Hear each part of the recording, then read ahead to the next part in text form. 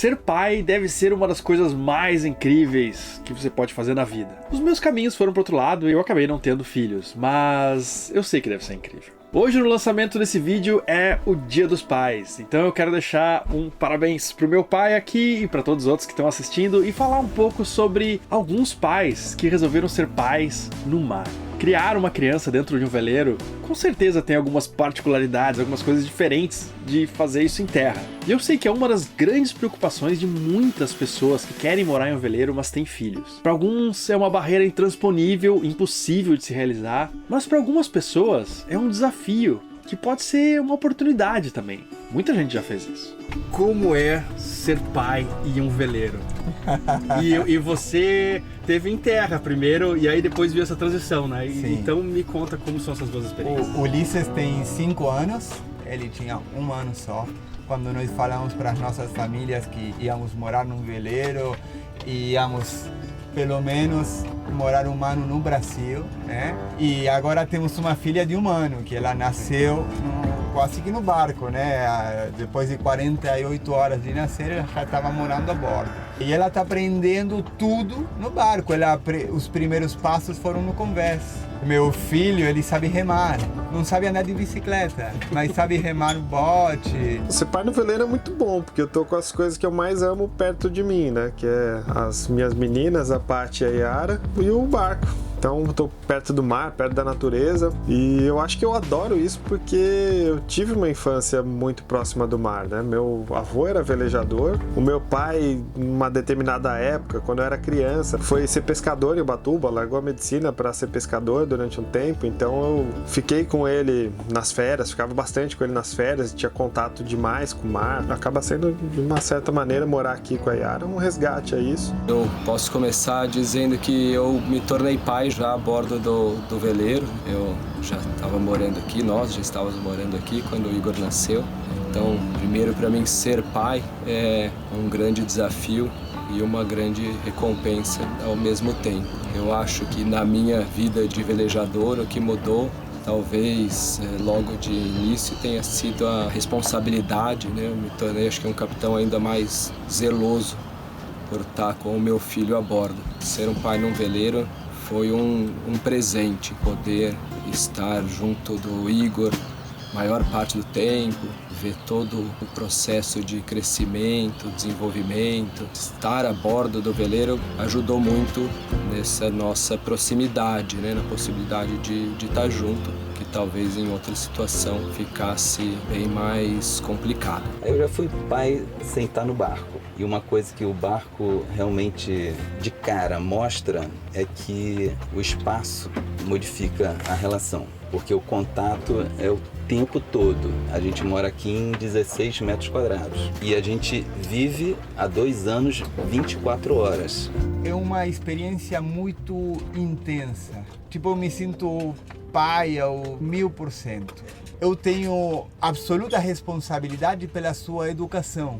Quando eu morava em terra, eu saía para o meu trabalho 7h30 da manhã e voltava para casa depois do consultório e tudo, né? Às vezes 10, 11 horas da noite. E quando eu saía, ele estava dormindo. Eu dava um beijo para ele e quando chegava a noite, ele estava dormindo. E eu não podia compartilhar o meu tempo com ele. Poxa, nós estamos juntos o tempo inteiro. E se ele está com amigos, está em outro lugar, tipo, eu tomei essa decisão, né? Então, para mim é muito intenso. Essa coisa de economizar água, né? Numa casa é um conceito, né? Que você tem que se exercitar para isso. Aqui, as crianças, eles sabem, não vou usar agora porque, né? Não, vamos fazer isso assim. Mas você não está ensinando ali, mas é aquela relação, né, que está acontecendo. A gente percebe que algumas vezes você não precisa mais falar e ficar fazendo coisas. A gente precisa ficar sendo. Basta ficar sendo. Porque a gente tende a fazer. E aí, de repente, quando você chega assim, a Thaís pega um livro, eu pego algum livro, ou vou estudar alguma coisa assim, automaticamente ele já percebe e também vai pegar uma história dele, sabe? Vai ler, vai desenhar, né? Se você me pergunta qual foi a minha intenção para eu vir morar a bordo, foi fortalecer os vínculos familiares. Você sabe, qualquer um que navega sabe que ao interior do barco tem uma intimidade a bordo. O tipo de conversas que eu tenho com a minha mulher, as coisas que eu posso ver no meu filho, eu não sei se eu poderia num espaço maior e na correria da cidade, né? A Renata tem 1 ano hoje e eu sei que eu consegui vivenciar coisas com ela do primeiro ano de vida aqui com Ulisses. Eu não consegui. A primeira coisa que eu percebi quando demiti do emprego e fomos morar no barco é que, por exemplo, a minha mulher ela já me falou que ela ficava meio chocada quando eu intervenia na criança do Ulisses. Porque até esse momento era só ela, porque ela trabalhava freelance, então ela passava o tempo inteiro com ele. E eu era assim quase como um estranho, dizendo como seu filho tinha que ser criado. Se alguma coisa eu não achava legal, eu dizia, mas antes não.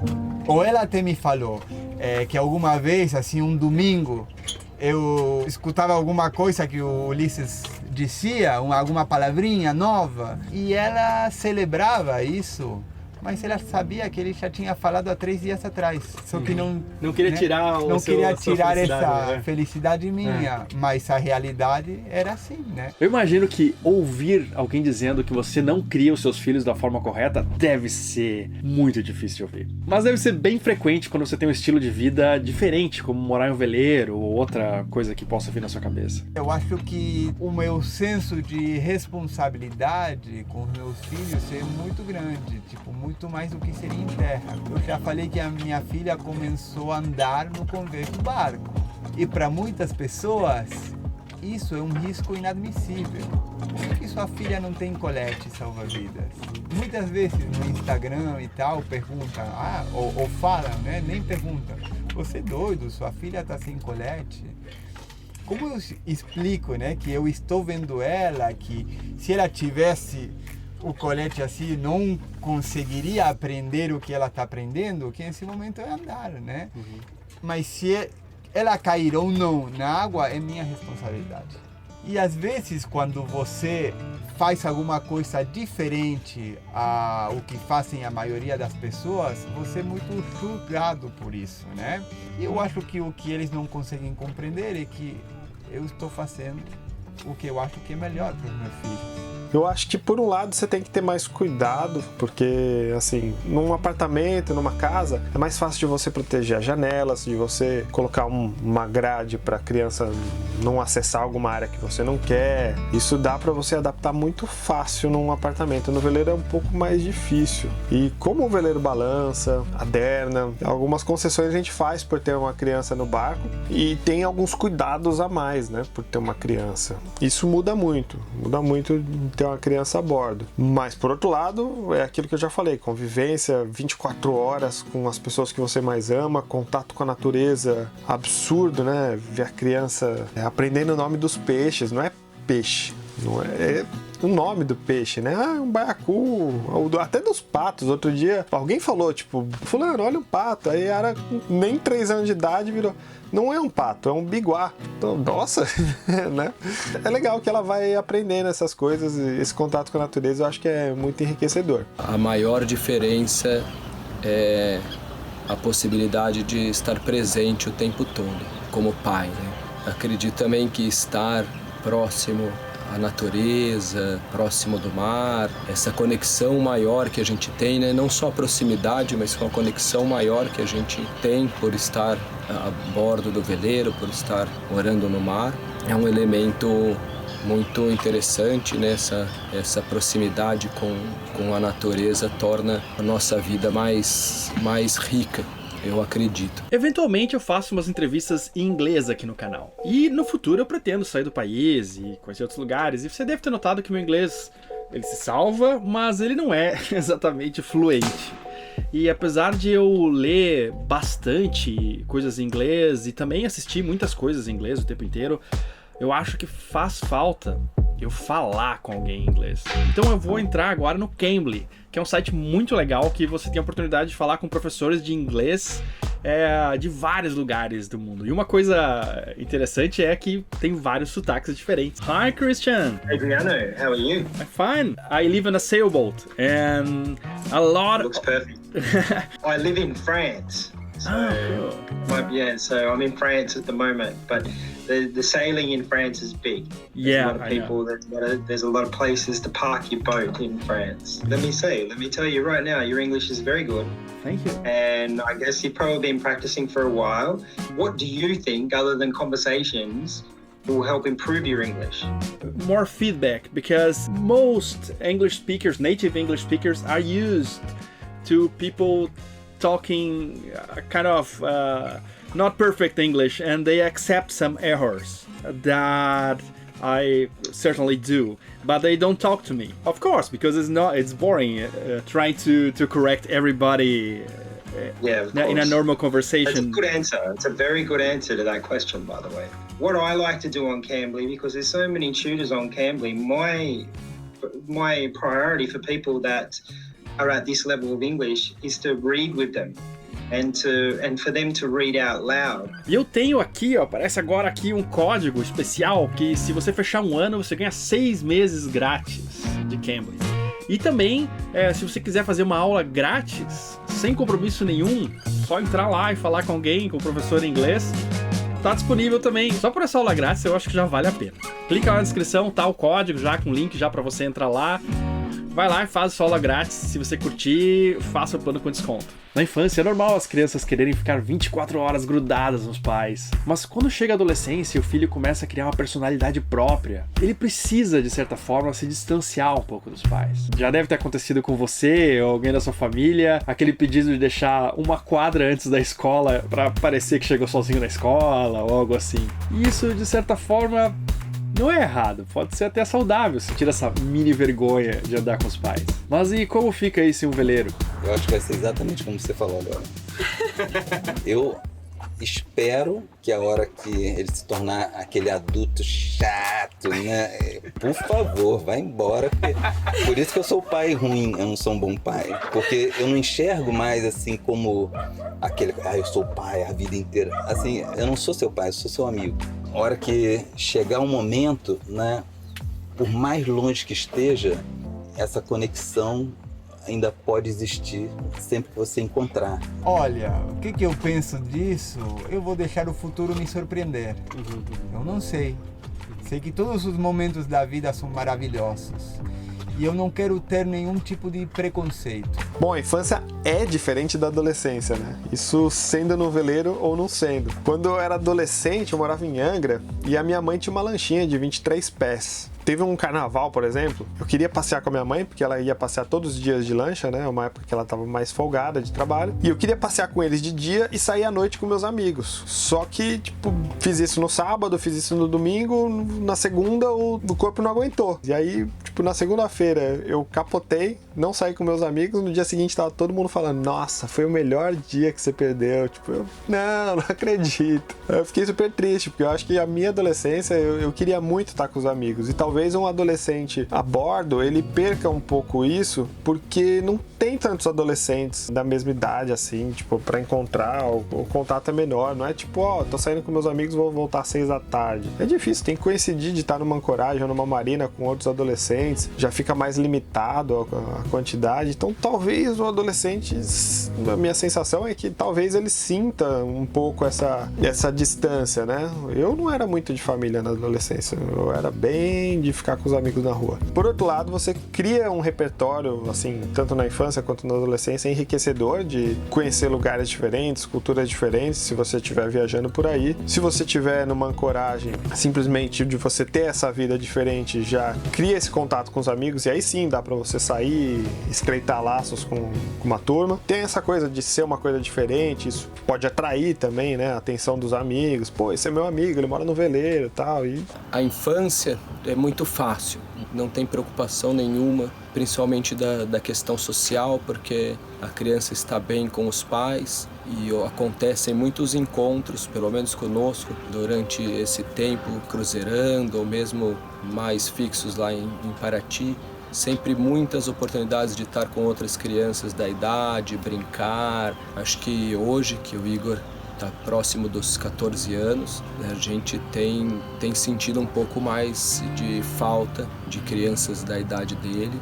Agora tivemos um ano de Caribe, agora estamos nos Açores e temos encontrado cada vez menos barcos com crianças da mesma idade, próximo da idade do Igor. Estamos sentindo falta, acredito que eles sintam falta um pouco também de estar com crianças da idade dele, com outros adolescentes. Não só esse convívio eventual, que era bastante suficiente quando ele era menor, mas um convívio mais duradouro em um grupo, para formação de um grupo, amizades que tenham mais tempo para se desenvolver. E uma das maiores dúvidas, claro, é como educar os seus filhos. E a gente conversou sobre homeschooling com o Fábio, com a Cecília e com o Igor. A Cecília, inclusive, ela é especialista nisso e tem o episódio 110 aqui do Hashtag Sal, você pode assistir e aprender mais sobre isso e também entrar em contato no Instagram deles, que é Veleiro Plankton. A educação como pais é sempre uma preocupação, né, da educação do filho. Quando ele chegou em idade de ir para a escola, o que a gente acredita que é o momento, né, de ir para a escola no fundamental. Nós tivemos a grande oportunidade de estar em Florianópolis e o Igor pôde frequentar a escola durante 5 anos. Depois tivemos esses últimos 3 anos, estamos em homeschooling. Cecília é a professora principal, eu participo também, eu dou algumas matérias. Estar no veleiro proporcionou essa experiência de ser um pai velejador e professor. O que eu vejo que hoje em dia está funcionando muito com meu filho, ele está com 5 anos. Agora começaria a alfabetização, né? Começaria na escola. A Argentina tem um programa de educação à distância, que é do Ministério da Educação. Ele está inscrito no ensino formal, né? Só que à distância. Eles enviam material, tudo, Na né? França é muito comum também. Na França é comum, em muitos lugares é comum. E também penso que a educação ajuda as pessoas a serem mais livres. Eu escolhi morar num barco. Se essa fosse a escolha dele no futuro, tudo bem. Sim. Mas se ele quer ser advogado, contador ou o que for, ele tem que ter essa escolha também, tem que ter a liberdade. Por isso é bom que as sociedades entendam que há necessidades de uma educação que não seja num lugar só, né? Que não seja sedentária, vamos dizer, que seja mais nômade. O que eu procuro ensinar ao meu filho? Não é só os números, as letras. O que eu procuro fomentar, porque ele já tem, é uma curiosidade e um desejo de aprender, de se relacionar com o mundo, com as pessoas. Isso está nas pessoas, somos seres sociais, somos seres no mundo. Porque se ele tem a curiosidade dentro de si e ele ama aprender, depois aprender os dados, as coisas, vai ser muito fácil. A gente nem sabe se as profissões de hoje vão existir amanhã, qual delas vai sumir, qual delas vai ficar. Tantas profissões sumiram completamente nos últimos 20 anos, né? E nos próximos 20, com certeza outras vão passar pela mesma coisa. E mais do que isso, né? Por que você escolhe uma profissão? Né? O que você está procurando? Ganhar dinheiro? Você está procurando ser mais livre? Você está procurando expandir o seu pensamento? Não sei. Então, antes de que escolher, você tem que se conhecer mais, né? Vamos dizer. Eu acho que é muito importante na criação do meu filho ele ver que o seu pai e a sua mãe escolheram uma coisa diferente. Eu penso que estamos dando um estilo de vida que é diferente. Não sei se é melhor, não sei se é pior, eu só sei que é diferente, porque ele tem relacionamentos com outras crianças, outros adultos e com o mundo e a natureza que é diferente da que eu teve, né? E como é diferente, eu acho que o futuro vai trazer coisas diferentes e eu só quero me surpreender, né? Eu acredito que, assim, muito mais do que os conceitos que a gente vai dando, é aquela base que a relação te dá. O que eu quero dizer com isso? A vida da gente, às vezes, para uma analogia com um veleiro, né? Você tem as velas, você tem o corpo, é como se a gente fosse esse corpo aqui, né? E de repente vem os ventos, né, fortes que balançam, o mar fica revolto e tal. Mas você tem uma boa âncora. Quando você lembra da âncora, você tá ali, aí você acessa a âncora. Isso, para mim, é o que acho que qualquer ser humano pode acessar. É possível, a partir disso aí, você fazer o que quiser na vida. Então, eu sei que todos os conceitos que eu recebi, né, as formas, né, e fórmulas e tal, né, beleza, estão aí. Mas ninguém tinha me ensinado que existe alguma coisa que seja a mais democrática do mundo, que seja você ser possível de estar bem onde quer que você esteja. A Yara ainda está com 3 anos, então a gente não está muito preocupado em colocar ela na escola. Lógico que isso daria um desafogo pra gente, né? Pra gente ter tempo de fazer outras coisas, mas na pandemia é um pouco mais complicado. Mas pra questão de educação dela, assim, a gente pretende colocar ela numa escola aqui, uma escola Waldorf que tem em Paraty. E se a gente sair de Paraty, a gente deve procurar a escola. Homeschooling, assim, ainda não é uma opção pra gente, não vejo necessidade. E mais pra frente a gente vai ver. E mesmo que seja um homeschooling, não necessariamente tem que ser pra vida inteira. Pode ser, por exemplo, pra dar uma volta por aí por 1, 2 anos e a gente vai refazendo os planos, né? Conforme o vento muda, a gente muda os planos também. A escolarização do Tobias, vocês pretendem fazer à distância ou parar numa cidade e Então, ficar? Legal essa pergunta que, nossa, é incrível como isso é uma coisa que está borbulhando e se transformando. Eu me sinto assim num momento histórico, que eu não vou estar aqui para ler isso, porque a gente está no meio dessa evolução da educação, onde a tecnologia com certeza vai ajudar muito, né? Sem ela não teria essa evolução. Metade das pessoas não estariam morando a bordo. Não estariam morando a bordo, exatamente, né? E eu não sei te responder o que você me perguntou, mas isso é uma coisa que quando o Tobias nasceu, despertou na gente, a educação convencional.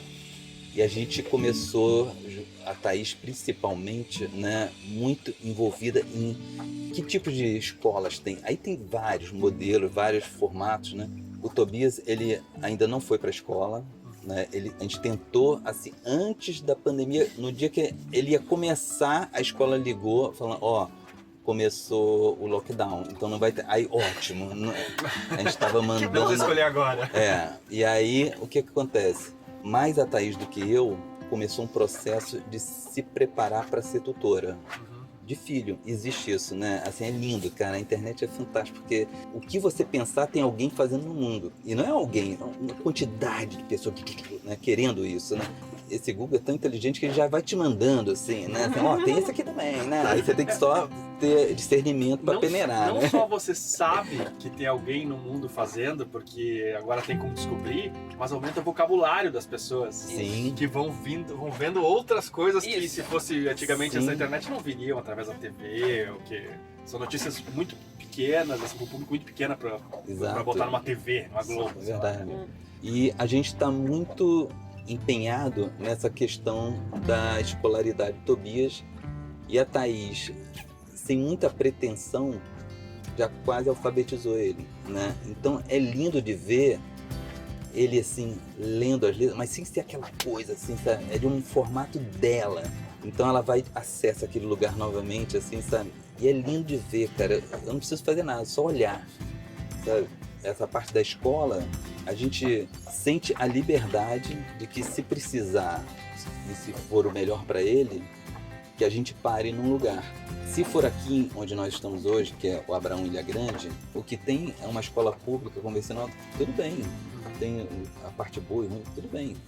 Mas, independente disso, nós também todos vivemos nas nossas escolas e tivemos algum complemento e somos hoje o que somos, né?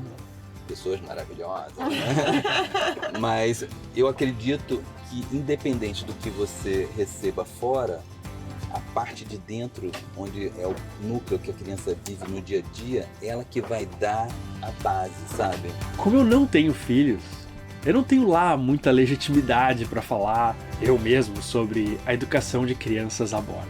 Mas observando muitos casais que tiveram filhos a bordo e essas crianças que hoje são adultos, dá para notar também que não é uma receita infalível para o fracasso. Você tem os filhos da família Schurman, todos profissionais, muito bem colocados. E você tem a Calypso, do episódio 43, que os únicos poucos anos que ela não morou em um veleiro foi quando fez a Universidade de Sorbonne, na França. Uma criança criada em um barco é um ser humano que cresceu olhando um horizonte quase infinito, em que a única limitação espacial é a vontade e a capacidade de encarar o mar. É uma pessoa moldada por talvez um pequeno quarto para um adolescente, mas também por um jardim enorme, com culturas diferentes e cheio de oportunidades para aprender habilidades e talentos que hoje são escassos no mundo. E os pais dessas crianças, que abraçam esses desafios sem fórmula, aprendendo a cada passo, são algo de especial também. Fica aqui o meu abraço para todos os pais do mar e da terra. Se você assistiu até aqui, eu fico muito feliz e muito obrigado para os apoiadores do Hashtag Sal. Tanto aqui, sendo membro do canal, como apoiando lá no Apoia-se, que você pode entrar no nosso grupo de Telegram. Meu muito obrigado.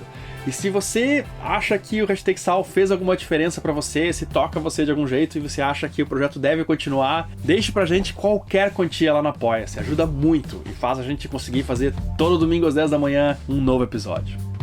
Até mais.